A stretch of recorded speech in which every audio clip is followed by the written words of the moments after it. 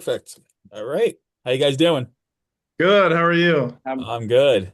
I gotta tell you, I had a lot of fun watching the Yeti, man. I grew up watching these old school creature features, and it felt so refreshing to see this in our the generation today. So I gotta say, great job with all the effects and everything. Thank you so Thank much. you, man. Thank you. So my first question is, what were your inspirations to bring the Yeti to life? Okay, so during the COVID pandemic, I was watching a lot of movies, obviously, like everyone else, and I was trying to find Yeti movies, and there just is not enough of them. Like I watched all the Bigfoot movies, but I was like, where are the Yeti movies? And then I had the idea to make a Yeti movie so that I could watch it. And then I called Gene every day while he's making a COVID documentary and just hounding him incessantly for like 2 years.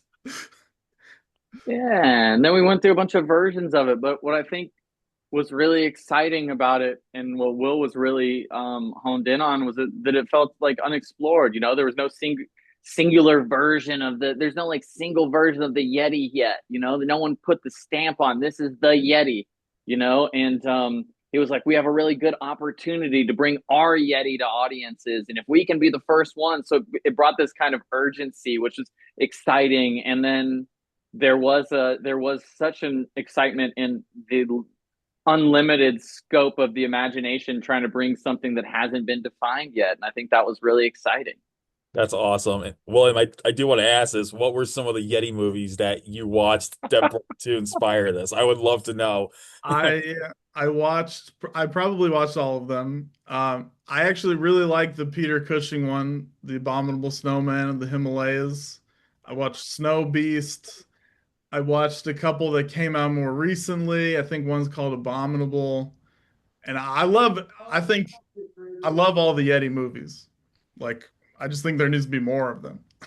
That's awesome. And what I really liked was that you brought practical effects back, because I know for a while, like in the 2000s, we were in an age of just CGI stuff, and it Yeah. turns out to be like unbelievable. You can't really see it. It looks bad, but when we use practical effects, even if it's not the greatest of all, it still looks more realistic than CGI. So I'm glad you guys got to go that route with this film, and that's what I really loved about it too, the use of the practical effects. How did that come about? It was really never a question for us. We didn't want to do any CGI at all because we wanted it to be there on set. You know, it's 9 feet tall. That it's actually pretty scary in person. The actors can look at it. It's just so much better to have it there and be terrifying.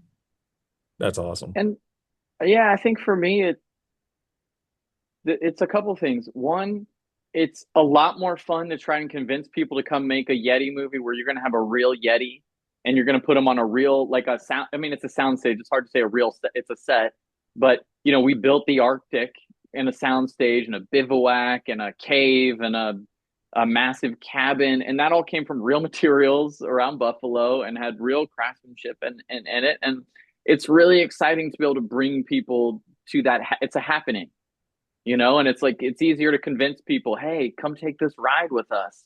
You know, we're going to go to one of the coldest places in America for 5 weeks during the winter at the coldest time, and we're going to go make this movie.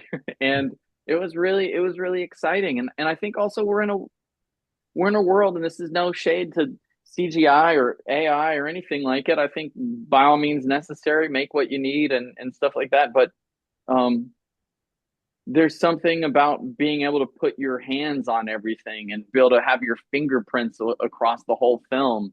You know, I mean, this was a sculpted Yeti to a specific actor by his brother who's in Florida, Wayne. Shout out to Wayne and Robert.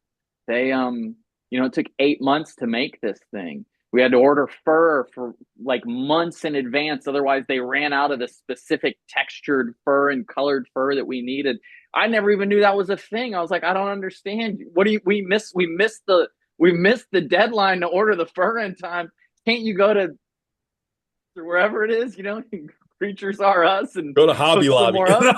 Yeah, no, no. But that also shows you the level at which the like creature team was operating at, and like really, really like elevated, sophisticated artists. And it was really cool. And that was across the board. And I think when you bring people to that kind of set, you can feel that. And in this world, it's exciting to feel that craft and feel that fingerprint on all of it. And we're all craving like more of an analog experience right now. And I think that adds to like, you could say, come see this happening. It's the Yeti movie. They made the whole thing. Come see it, and it Yeah. adds to it, the mystery and the magic.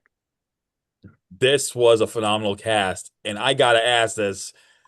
How did you manage to get Jim Cummings, William Sadler, and Corbin Bernsen of all people? Because they did such fantastic jobs, as well as Brittany Allen and everyone else. They did fantastic jobs, but growing up watching William Sadler and Corbin Bernsen, and then Jim Cummings, he's been making, as of late, he's been like making a lot of excellent indie films. I gotta ask, Mhm. how did you get these guys in this movie? Jim and PJ McCabe, Jim's directing partner, they're probably were our biggest champions. I met Jim in like 2016, and I was a producer on Thunder Road. And so, right when he had the idea, Jim was one of the first people that was like, "You got to make this movie." And we talked to them a lot over like 6 years, and they helped us shape the movie. And then, of course, I was like, "Jim, please be in this movie," and he was like, "Absolutely." And it was the best time working with all those guys. PJ as well. He's in that open. But Yep. they were the guys that we went to when we were having the hardest moments of getting it made. Those were the guys that they would pick up the phone and they would talk us off the ledge and bring us back into reality. And they were integral to this process, and it was really cool. And it's really great having them. They really gave us a comfort, and that's really important when you're going through the ups and downs of trying to get a project made over 6 years.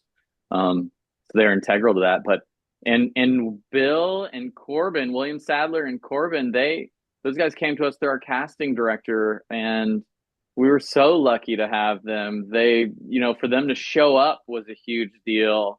And of course, we'd all seen them. It's like, how do you give those guys notes? They were awesome. But That's they didn't need any because they were amazing. They're Yeah, I hear phenomenal that. actors, great team members. They came in and like convincing those guys is hilarious. Just having conversations, they're gonna cover you in blood, and you're gonna be like doing this moment, and then this is gonna happen. And they were great. They were really cool, and they bring when you get people like that, uh, they also bring a simplicity to everything because they've seen it all, and that's really cool. Because a lot of times you're churning and churning and churning, and they're like, okay, this is how we're gonna do this, and it's easy, and it gives you a confidence as well. So yeah, it's great getting them.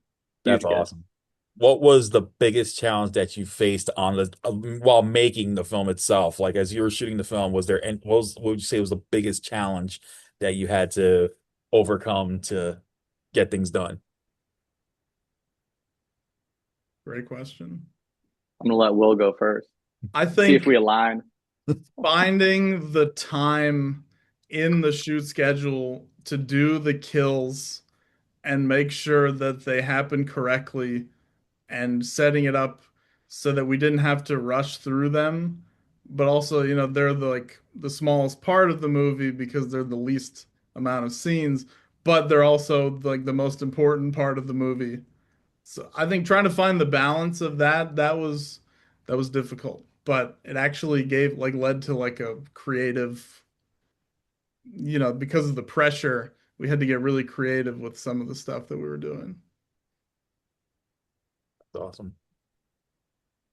So Gene what are you thinking? You're thinking the same thing or Trying to think about what I can say on on the podcast. Trying to think if there was anything like this is it, this is all over. I mean, right out of the gate, day one when we were in prep, my family evacuated our house because it was the LA Mhm. wildfires. I mean, truly, day one, my dog had run away, and my wife was running around, like oh she was wow. FaceTiming me, being like, fucking dog ran away. What are we doing? Like I was telling Will, I was like, I'm going back. This is my firstborn. I was like, I'm going back right now. I'm not making a movie. I'm going to find my dog. He's like, you can't leave. I was like, I'm finding the dog. I booked the flight. I was like, and Christina called me back. They found the dog. True to her Italian nature, they found her at the Italian deli down the street eating cold cuts. I was like, okay, we're back making a movie. So I was hoping that that wasn't setting us up for like this is going to be a disaster all over. Truly, the biggest concern I had was I don't follow football at all, but Buffalo is a big football town, Hmm. and the Buffalo Bills were doing really well that year, and so saying things to us like, if we win the Super Bowl, we're going to burn this town down. I was like, I don't understand. A, I don't understand you're going to burn it down, like celebrating, but B, you surely you don't mean the set, right? Like you mean everything else, but not the set, right? The stage. Like you can't do that to me and Will. And they're like, no, we're going to do the whole thing. And I was like, okay. I was like, this is real serious. So secretly, for the first 3 weeks, every game, I was like, man, I just need them to lose and get out. The team will be, everyone will be really depressed the next 24, 36 hours, and then they'll get back into it. So we have like one lost day, right?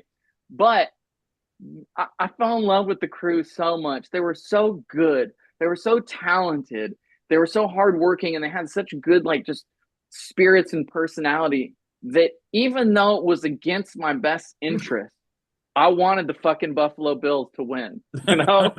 And my only other concern was that the Super Bowl, after the day after the Super Bowl, if they would have made it, they did not RIP Buffalo Bills, but it was our hardest day. We had something like 51 setups with the Yeti that day. It was like a big scene with the Yeti. And I was like, how on earth, if we somehow manage to prevent them from burning it down, how are we going to get them to be anywhere on time, not completely inebriated, and also get the hardest day of our shoot done? So that was my biggest fear on the whole thing. Other Oh, than that, easy street. that's awesome. Easy.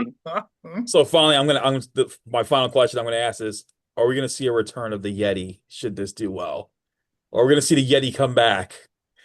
I hope so. We have a lot of super cool ideas for sequels and prequels.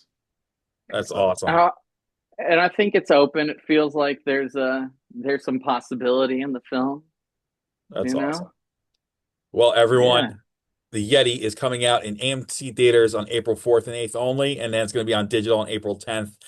Definitely check this out. If you're a huge fan of creature features, you got to check this one out because, as Will said, we don't have enough Yeti movies. So you got to see The Yeti. And William and Gene, thank you so much for taking the time to talk about it. thank you. Thank you. And you guys stay awesome as always. You too.